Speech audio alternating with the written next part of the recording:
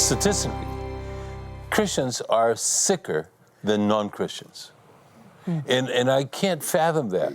And just an example, the highest incidence of cancer in the world is the USA of America. Wow. Wow. The USA, the United States of America.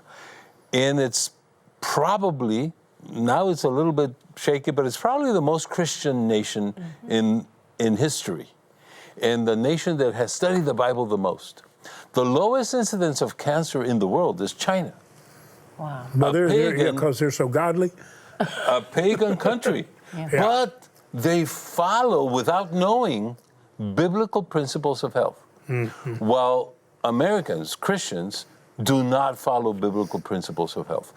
It's almost like they defy them. Yes. The highest incidence of disease in professionals in America is pastors. Stress,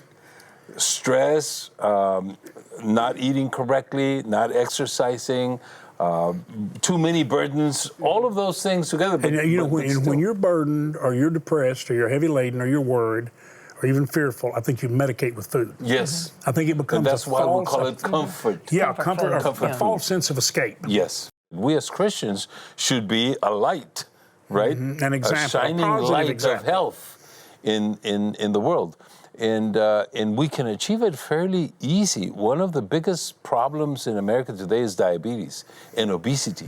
Both of them have to do with our lifestyle. Yeah.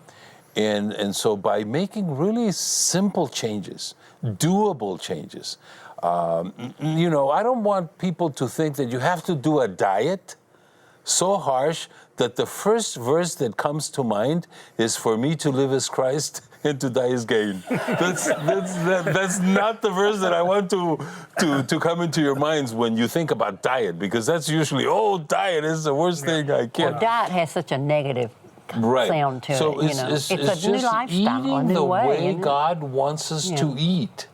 And we are now basically consuming food made by the industry. We don't consume the food the way God put it on this earth. So that would be number one. And then the proportions of foods that we need to eat. We're eating too much. We usually eat in breakfast all of the calories that would be sufficient for the rest of the day. That's right. And then we don't move. So all of these things that are not complicated, and they would take a little bit of effort, but once you get into the hang of it, you can lead a very, very healthy and productive life.